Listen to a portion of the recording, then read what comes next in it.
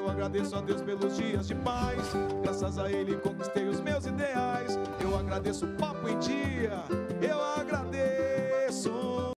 Estamos de volta com mais Papo em Dia e agora vamos falar de memórias. Arquivo Metropolitano de São Paulo. E para falar sobre esse assunto, Jair Mongelli Júnior, bem-vindo, viu? Ele que é diretor técnico do Arquivo da Cúria Metropolitana de São Paulo, e Marcelo Meira Amaral Bogaciovas. Ele que é atual presidente da Associação Brasileira de Pesquisadores de História e Genealogia. Bem-vindos, viu? Muito obrigada. Ó, antes de começar o nosso papo, a gente vai chamar uma matéria que o Fernando fez, super interessante, sobre esses arquivos, essas memórias que fazem parte da nossa, da minha, da história de todo mundo, né? Pode rodar o VT. Oi, Fatioli, Gi, pessoal que está ligado no Papo em Dia. Hoje nós vamos fazer uma volta no tempo. Vamos falar de história e nós estamos em um lugar muito especial, no Arquivo da Cúria Metropolitana de São Paulo, aqui na região do Ipiranga, Zona Sul. Essa sala guarda algumas preciosidades com a história do nosso país e nós vamos falar sobre isso a partir de agora com o Jair, que é diretor técnico aqui do arquivo. Tudo bem, Jair? Satisfação. Como vai? Tudo bom bem? falar com Prazer você. falar com você também. Hoje nós vamos falar um pouco de história, uma coisa que muitas pessoas às vezes relega e não conhece. Nós temos aqui documentos históricos que mostram boa parte da história do catolicismo na cidade de São Paulo e em um bom trecho do nosso Brasil. Sim. Jair, o que é o trabalho, em que consiste o trabalho aqui do arquivo? Então, o arquivo tem a função de preservar a documentação produzida pelas paróquias, né, e pelas entidades católicas, né, aqui da cidade de São Paulo. Nós temos livros de registro de batismo, casamento e óbito, né, de uma parte da cidade de São Paulo e de algumas cidades da Grande São Paulo. Porém, quando a diocese foi criada em 1745, abrangia uma área muito maior. Pegava todo o estado de São Paulo, sul de Minas, Paraná, Santa Catarina e Rio Grande do Sul. Então nós vamos ter documentos, principalmente a partir do século XVII, XVIII, de toda essa área. E é bastante interessante nós pensarmos no seguinte: durante um bom tempo, nós estamos falando aí do século XVII, né, para frente, nós tivemos um tribunal paralelo, digamos assim, né, mostrando como é a força da igreja naquela comunidade. Até mesmo crimes eram julgados em processos no tribunal eclesiástico. Como é que funcionava isso, gente? Sim, havia uma divisão. Alguns crimes eram de foro eclesiástico, né? Isso durou praticamente até a República, né? Então, os principais crimes que nós temos hoje, né, guardados, são do século XVII, século XVIII, início do século XIX, né? Então havia alguns crimes separados dos crimes civis, né? Então a gente tem aqui alguns crimes, né, que eu poderia mostrar para vocês. Esse é um processo de feitiçaria, 1749, né? É muito interessante, é uma escrava chamada Páscoa, acusada de matar 5 pessoas com feitiço, né? E o interessante desse processo é que existe a fórmula que ela usava, né, para fazer esses feitiços, né? É interessante que esse processo não termina aqui. Ela é enviada para Salvador e talvez ela fosse enviada para Portugal. Aqui do lado, um outro processo datado de 1744, onde mostra uma situação muito atípica, né? Sim, é um menino, né, que é acusado de ir assistir à missa vestido de mulher, né? Então, ele é acusado, a mãe e 2 irmãs, né? Então, o que inicialmente parece alguma coisa risível, né? A gente percebe no final do processo que era uma família tão pobre. É um processo de Guarulhos, século XVIII, e ele não tinha roupa para ele. Então ele usava as roupas velhas das irmãs, né? Esse é um processo esponsais, né? Que eram processos onde normalmente a mulher abria porque o homem fazia promessas de casamento, né? Então, às vezes o homem fazia promessas de casamento que não cumpria. Ela entrava na justiça eclesiástica obrigando o homem a cumprir o prometido, né? Nesse caso é interessante porque o homem desqualifica a mulher. Diz que ela é feia, desdentada, tem fama pública. Só que ela anexa 2 cartas de amor, essa é uma delas, né? Dele para ela, né? Então ela usa como prova, né? Que ele gostava dela, né? Que ele se interessava por ela.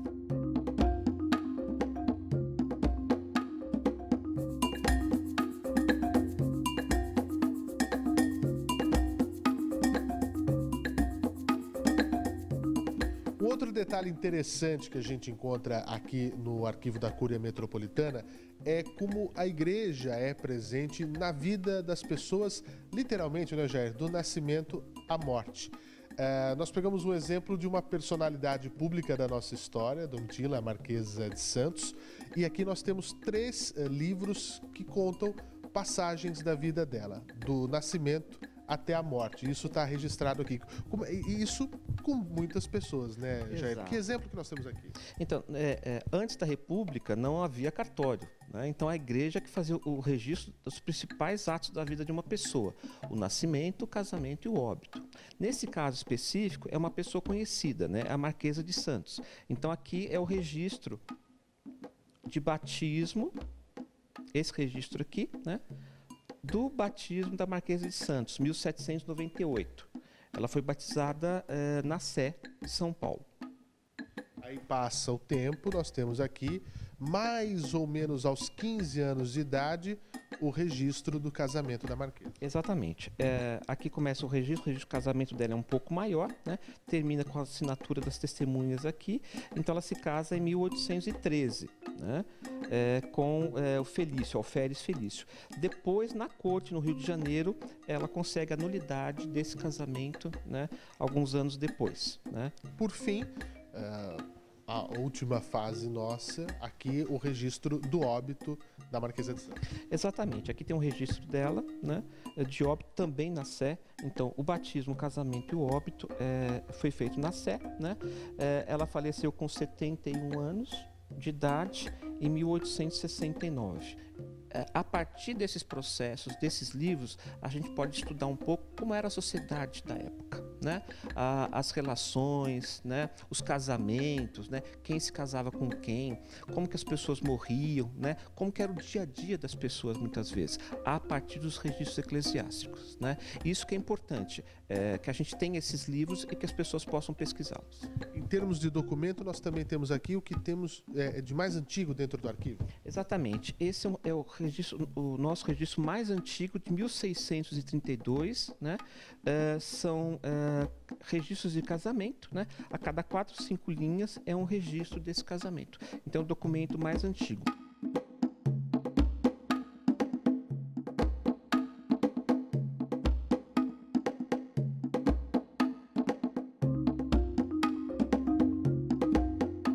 Nós temos 4 salas de acervo, né? Essa é a sala dos livros, com cerca de 12 mil livros, né?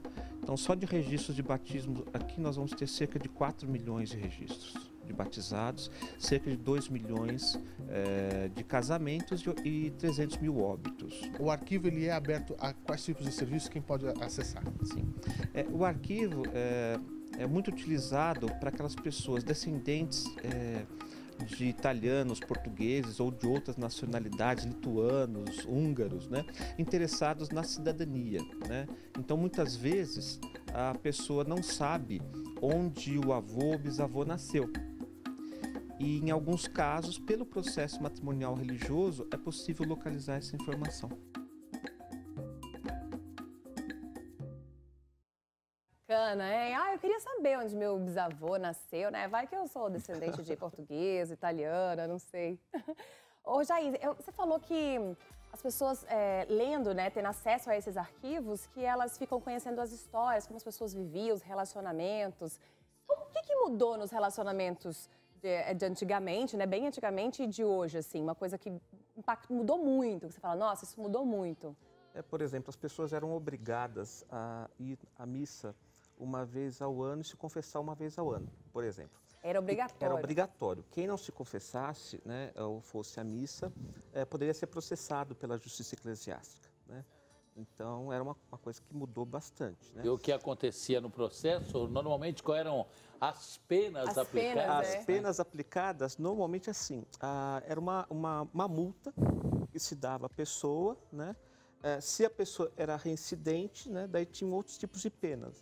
Por exemplo, que ela tinha que ir para a igreja ficar rezando 10 Ave-Marias, 10 Pais Nossos, segurando uma vela dentro da igreja, por exemplo. Era essa uma pena que se dava, né? Ela não era presa, Não né? era presa. Não. Tá. Tanto que existem livros de rol de confessados que o padre ia de casa em casa, rua em rua, verificando quem havia se confessado e comungado. Ele Gente, anotava imagina tudo. isso hoje, Fati, imagina.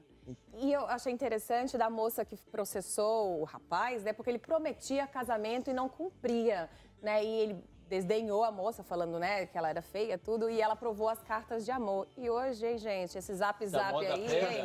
Se a moda pega, hein, então, galera? Ela anexou 2 cartas, né? E é uma coisa rara, né? Você ter uma carta de amor dentro de um processo, né?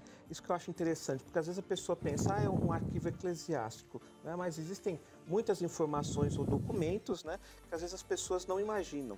Por exemplo, existe um livro de registro de batismo de escravos, né, porque eram livros separados, né, de batismo e casamento e óbito de escravos eram separados.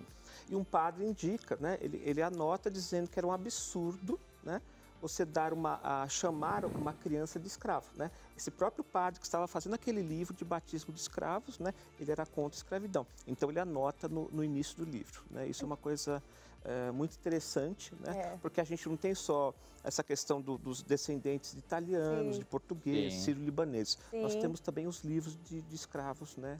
Com certeza. E eu fiquei curiosa. Qual foi o desfecho? Ele foi penalizado? Ele teve que casar com a moça? O que aconteceu? Veja só, nesse caso, o que acontecia? Ele não era da mesma classe social que ela. E a igreja não estimulava o casamento de pessoas que não tinham a mesma classe social ou a mesma igualha. Tá? Nesse caso, ele teve que pagar uma caução, né? Para ela, né? Como se fosse uma indenização, mesmo porque ela já estava grávida dele, né? É muito interessante, nos esponsais, são 4 alternativas. Ou eles são obrigados a se casar, ou a igreja determina que não, ou ele paga uma caução, ou ele foge, né? Então, existem o que ele fez, casos... o rapaz? Não, ele pagou uma caução para ela, né? Mas é interessante quando o homem foge, né? É pedido uma notícia, né? Um documento, né, solicitando que quem localizar esse homem, né, que o remeta à Justiça Hoje de em São dia Paulo. a caução virou pensão, meu bem. Ou então não diretamente, mas um dote maquiado, né, que fosse, sim, né? Sim. Mas era uma indenização que se dava para a mulher. Virou pensão hoje, o nome Marcelo disso, né? Meira, que também bate esse papo com a gente, hoje presidir uma associação como o senhor preside, não é? A Associação Brasileira de Pesquisadores de História e Genealogia é uma tarefa árdua por um país que, infelizmente, apesar desse assunto, que tem uma memória que não é tão completa como todos nós adoraríamos, ou não tem nada disso, hein? Olha, é uma tarefa bastante difícil, sim. As autoridades, tanto na esfera municipal, estadual quanto federal, não favorecem, não oferecem absolutamente nada, né? Nem espaço físico, nem para fazermos palestras. Então, o que nós fazemos isso já fizemos desde a fundação da nossa entidade há 25 anos, que é de não esperar nada do governo. E foi a melhor coisa que fizemos. Para a decepção não ser maior. O governo para nós não existe. Então, o que nós fazemos é simplesmente conseguir o que precisamos dos próprios associados. Temos associados do Brasil inteiro, a maior parte é de São Paulo, Rio de Janeiro e Minas, mas abrangemos o Brasil inteiro e a ideia é fomentar o estudo da pesquisa genealógica no país. Claro que isso nos remete depois a Portugal, Itália, França, Espanha, porque todos nós brasileiros temos antepassados que são oriundos desses países. E também a ligação com a África. E também, uma coisa mais difícil, a ligação com a própria terra, e em termos de pesquisa é mais difícil, que é a ligação com indígenas. Nós também temos antepassados indígenas que nos esquecemos. Agora, para facilitar esse tipo de pesquisa com relação a índios, há exame de DNA que permitem que nós conheçamos os nossos antepassados por etnias. Então, no meu caso mesmo, eu devo ter de 2 a 3% de sangue indígena e a minha linha matrilinear, ou seja, a mãe da mãe da mãe da mãe, isso no século XVI, era uma indígena aqui de São Paulo. Como que você descobriu? Pelo DNA? Pelo DNA mesmo. É um exame que se faz especificamente, que é o mitocondrial. Mitocondrial. Quer dizer, a mãe da mãe da mãe, isso é uma coisa absolutamente certa. E pelo mapeamento genético, você também há uma imagem de qual o percentual que você tem de cada país, ou de cada região da Europa ou da África. É bem interessante. Quando você descobriu isso, o que mudou assim para você saber que você tinha um pouquinho lá do indígena? Olha, eu já conhecia a história dele. Genealogicamente eu já sabia. Então, aqui de São Paulo, nós temos assim, os 400 paulistas, isso está muito ligado a São Paulo, nós temos antepassados indígenas. Porque os portugueses chegavam aqui, eram em geral pobres, quer dizer, toda aquela fantasia de que o 400 descende de portugueses nobres é um pouco, não é tão verdade. Eles chegavam pobres sem nada aqui e não havia mulheres brancas. O que acontecia? Serviam-se das índias. Tinham filhos que eram mamelucos e a filha mameluca, em geral, arrumava casamento depois com um próximo português branco que chegasse. Então, houve um branqueamento da nação paulista. Mas os portugueses, até nesse detalhe que o senhor nos relata e nos explica, os portugueses têm aquela predileção, vamos usar esse termo, por negras, não é? Isso veio depois. Isso veio depois. Veio depois. Então, olha que Porque curioso. não havia negros naquele momento. Olha que curioso. No meu entendimento, lógico, é muito pequeno em relação ao conhecimento dos senhores, óbvio, né? Principalmente do Marcelo, eu entendia que já vinha dessa época do interesse, mas não, isso mais recente não sei precisar de quanto tempo para cá. Mas achei que era já do começo de portugueses, nossa, as negras, eles tinham né, uma adoração. Foi depois isso, então, né? Foi depois, porque São Paulo era uma vila bastante pobre. Não havia condições, não havia condições de comprar negros, escravos. Então, os índios acabavam sendo escravos e acabavam servindo para os homens. Sim. E aí nós descendemos dessa gente. E depois, o curioso é que no século XVII e XVIII, como o Jair comentou, havia uma certa dificuldade das pessoas aceitarem que eram descendentes de índios. Então, por exemplo, a pessoa para ser padre ou para servir ao rei, ele deveria mostrar que teria sangue limpo. Então, não descender de judeu, não descender de índios, de negros, enfim, ele tinha que provar que era católico e que a família era católica desde sempre. Então, para nós, hoje, pesquisadores, foi um fator positivo, porque as pessoas faziam processos para provarem que eram de sangue limpo. Então, remetiam a avós, bisavós, trisavós, e isso facilita hoje a nossa pesquisa. E apresentava documentos que eram obtidos, em geral, nos arquivos das cúrias. Isso está depositado em sua maior parte em Portugal. De uma maneira ainda mais prática, né? E vale para os dois, por favor, os dois possam responder. Aqueles que estão nos assistindo, moços, moças, senhores, senhoras, famílias inteiras, adolescentes que têm suas avós, eu queria saber da minha avó ou de meu bisavó, enfim, para todos, tataravó, para todas as famílias em especial que pelo Brasil afora estão nos assistindo. Como as pessoas devem proceder nas duas situações, tanto da genealogia quanto na questão da cura? Como que a gente deve proceder? No caso da questão da pesquisa na cúria, é importante que a pessoa investigue a própria família, comece as informações na família.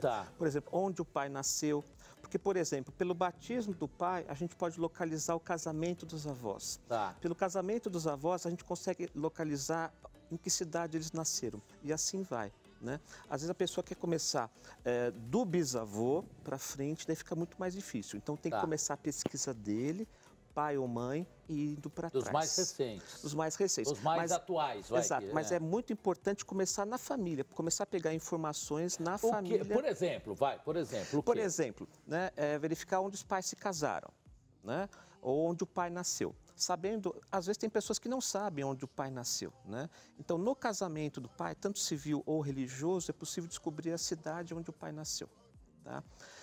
A partir do batismo do pai, é possível localizar o casamento dos avós. Tá? Mas eu não tenho mais esses documentos, e aí? Não precisa. A gente tem que fazer, por exemplo, algumas pessoas entram em contato com primos distantes para obter esse tipo de informação. Tá? Agora, normalmente você pode começar pelo óbito, quando o pai é falecido, o óbito do pai, e indo para trás através dos documentos que você vai achando, né? Isso é possível. Claro que as pessoas não estão acostumadas com isso. A maior parte das pessoas que vêm procurar, por exemplo, cidadania, elas querem começar lá atrás. E fica muito mais difícil. Tá. Né? Marcelo, como é no caso da genealogia também, como de maneira prática, eu estou interessado, caramba, eu queria buscar essa história, como devo fazer? O Jair ele falou um relato bastante simples. O principal é começar com a família e depois em documentos. A gente temos que saber que pelos documentos nós conseguimos fazer a nossa ascendência até meados do século XVI, com toda certeza. Isso é bastante coisa. O Brasil, apesar dos pesares, as pessoas acham que nós não temos cultura, não temos conhecimento, não temos memória escrita. Como poderíamos ter? E nós temos, mas nós temos. São Paulo é um exemplo curiosíssimo. Quando eu já fiz, não comparando, mas ocorreu de eu levar minha árvore genealógica, ou árvore de costados, como se diz, em Portugal, mostrando para colegas a busca de mais elementos, fazendo pesquisa em Portugal, as pessoas ficaram espantadas. Como que nós aqui em São Paulo temos tantas informações? E é um lugar privilegiado, porque no passado nós tivemos um prefeito e um presidente da República, Washington Luiz, que se interessava sobremaneira pela história de São Paulo. Então ele fazia com que nós conseguíssemos armazenar uma documentação que é praticamente única no nosso país. Acho que a gente tem uma pergunta no WhatsApp e acho que já foi até respondida, viu? Mas a gente vai dar uma lidinha. Tá aí a pergunta? Bom dia. Gostaria de saber como iniciar a busca de história dos meus antepassados. Giovana Cardoso, Brasília, minha terra. Mas toda a minha família é baiana. Estou amando esse tema. Ai, tá vendo que interessante? Então, para finalizarmos também dos dois, e desde já agradecendo muito essa oportuna visita e esse oportuno bate-papo, que eu falo que nós não entrevistamos ninguém, batemos papo com as pessoas. Como esta moça já foi respondido, mas agora com mais detalhes. Na questão da cura, como ela deve fazer, quem ela deve procurar, qual o site, qual o endereço, qual o telefone. E ao Marcelo também a mesma situação, por favor. Então, começando pelo querido Jair. Se ela quiser entrar em contato comigo, existe o e-mail, né, do arquivo, né, que está na tela, né, é o arquivo.curia.sp@terra.com.br. Então, qualquer pessoa que precisar de algum tipo de informação, ou de cidadania, ou genealogia, ou de pesquisa histórica, fica à vontade para entrar em contato. Isso para aqui São Paulo, né? Sim, mas eu posso orientar, por exemplo, para outros estados. Quem procurar. Tem outros estados também. Conhecer mais da associação dos historiadores, de vocês que respiram a história, não é? Como as pessoas podem proceder, Marcelo? Olha, da mesma maneira, por e-mail, o e-mail é contato@asbrap.org.br e nós poderemos, assim, orientar as pessoas. Nós não fazemos genealogia, apenas indicamos como elas devem proceder. Legal. Tá bom. Luciano Ribeiro Fatioli, né?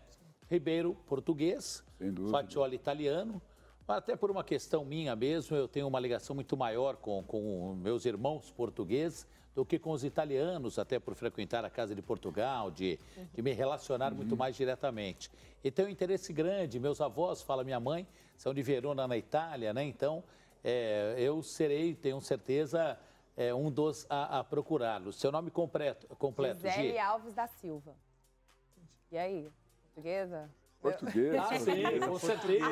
Silva, né? Não, podia Olha, eu com o meu Ribeiro, ela com o da Silva tem 300 milhões, caramba. Gente, tem muito, né? Com Alves certeza. Silva, acho que É, o meu é demais. Mongele, parte de pai. Minha mãe era Moreira também. Meu pai tem portuguesa. Moreira. Meu pai tem Então, Moreira. português, né? Minha avó era portuguesa, né? E o Bogaciovas... É de origem russa, foi Russa. lituanizado o nome. Tá. Lituanizado. Russo com índio, você é um cidadão do mundo.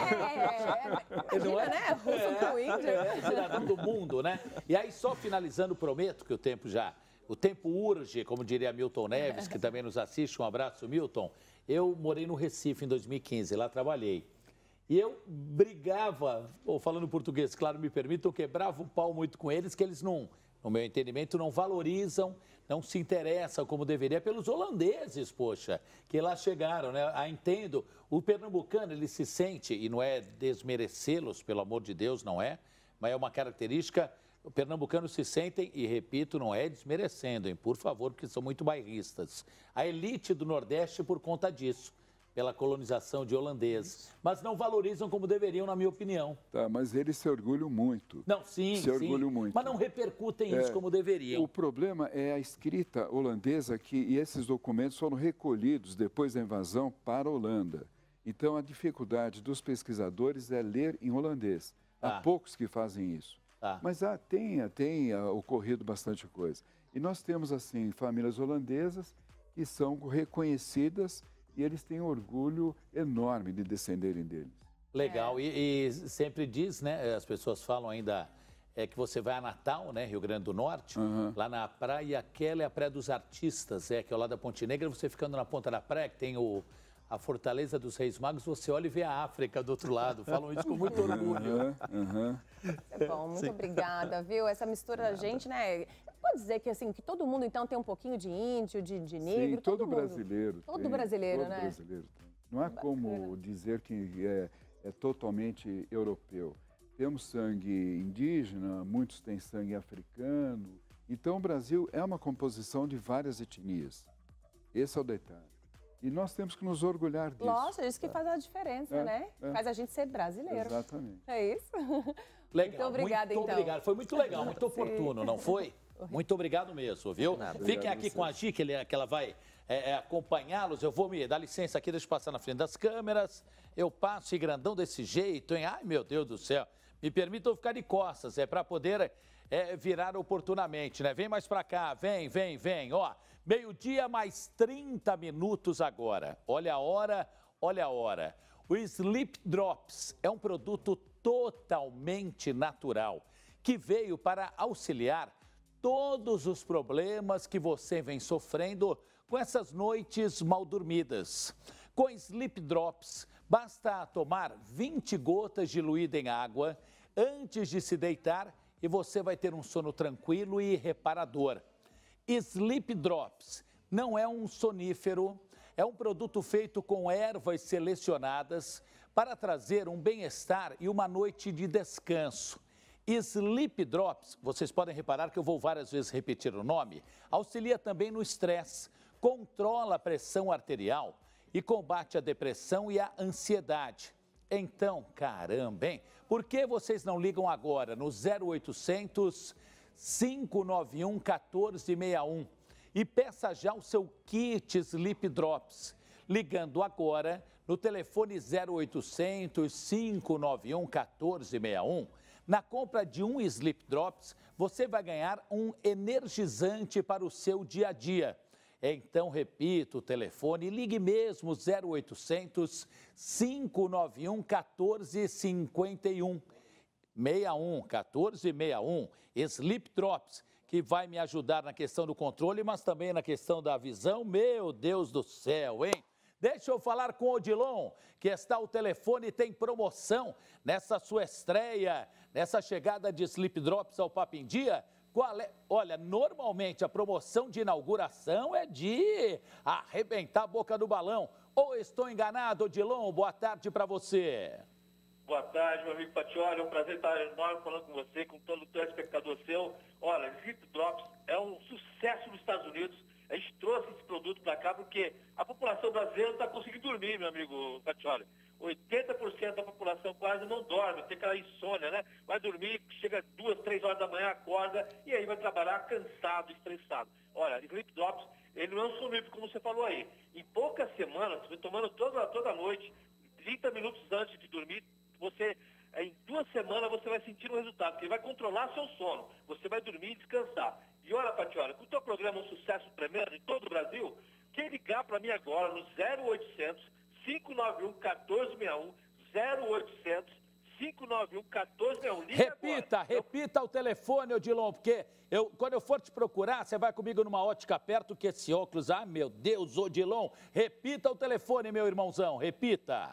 O telefone é esse, 0800 591 1461 em todo o Brasil. E a ligação é gratuita. Você pode ligar agora, que os Sleep Drops nós fazemos assim, entregamos todo o Brasil, frete grátis. Eu faço aqui, ó. Você tá vendo aí, eu vou fazer assim, ó. Na compra de 3 Sleep Drops, vai 3 pílulas de energia, que é o Bio Power, que é a pílula de energia para você durante o dia. Você toma durante o dia, vai ficar bem durante o dia e à noite você vai dormir bem. Então, ligando agora, para estar ligadinho no Patioli, eu faço assim, Patioli, 0800 591 1461, vai ganhar, na compra de 3 Sleep Drops, vai ganhar mais 3 Bio Power, faço em 6 vezes no cartão e frete gratuito. Para você que quer dormir bem, levantar disposto, né? Ter aquele sono reparador, aquele sono zen mesmo, é só você tomando os Sleep Drops, você vai sentir a diferença em poucas semanas em dormir e descansar. Porque não dormir é complicado. E olha, Patioli, vai para pessoas de idade, para jovens, para criança também, para criança com ansiedade, vai também. Pode tomar os Sleep Drops, que é para todo mundo, para dormir bem e levantar disposto. Porque parar de dormir é complicado, né, Patioli? Pelo amor de Deus, Odilon, muito obrigado. Então, 0800 591 1461, 0800 591 1461. Olha, o Odilon falou, eu também falo, não é milagre, sempre falo isso. Pelo amor de Deus, eu aqui não vendo e não ofereço ilusão, não ofereço aquela conversa mole, conversinha para boi dormir, não.